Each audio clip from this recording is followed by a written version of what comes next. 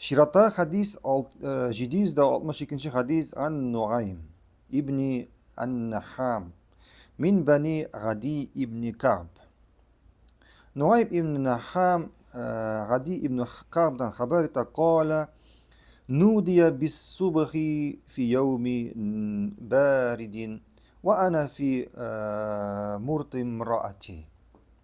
Gadi İbni Ka'b ayta bir günü de salkın irteydi de, bik salkın irteydi de Medine'de yaşayan kişi bile kış günü bunda salkınlar bula hem irte bilen bik salkınıydı hem namazga şakırgan azan tavuşu işittim de.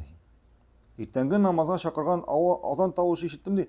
Hem min bu vakitte hatınımның pakrivalasına türünüp oturaydım de. Жылынып. Fakultu, hemin üzme ettim. Leytel munadi yunadi ve men qagada fele haraç. Eydi. Şu vakit özüme ettim de azan aytuşu aytsa idi ekan deb. Kim iyinde kalsa ana günah yok deb. Kim iyinde kalsa ana günah yok deb. فنادى منادي النبي صلى الله عليه وسلم ومن قعد فلا حرج. Hem şu vakit azan aytuşu aytdı de azanın ahırında Peygamberimizin azan aytuşusu neşe etti. ومن قعد فلا حرج. Kim iyinde kalsa bu kişiye problemi yok. Yani bu kişi özüne günah almayın. Bu kişi özüne günah almayın. Ve haza fihi dalilun ala enneha leyse vacibeten. Birinciden bu vacip değil şöyle diyeyim. Değil mi? Ve innema hiye sünnetu mine sünnetil muakkadin. Bu rastlanan sünnetlerden bulup durar. فمن فضل فمن الفضل والخير أن تحيا هذه السنة في الأقطار. Haminde hayırlı amellerden bulup tura bu sünnetini uzun turgan jirde tiriltu.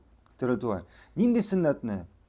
Yani irtengi namazga azan aytkanda eğer irte soğuk iken, mesela bizden yurtlarda kış günleri koyada 35, 40, 30 grad salkınlar bula, bir katı salkınlar. Azan aytuşu şol vakitte eğer iyinde otursan hayırlırak yani yakma haraç sana günah yok deyip aytu bu sünnet amellerden bulup tura. Sünnet amellerden bulup tura. Kızgançına karşı bizden bu sünnet turmuşka aşırılmay. Haminde azan aytkanda o azanın ahırına nerse ayta? Kim iyinde kala ama günahı yok.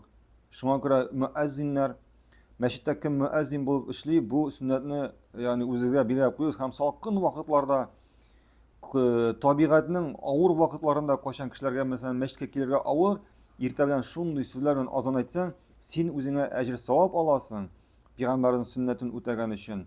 Haminde şula yok meşitke kilüşe, meşitke kilerge jiyingan irtengi namaza, cemaat namazını kaldırmavşı kişilerge jingillik yazsın. Allah inde ilerinde kalıp şu farz namazların ilerinde okuyacaklar.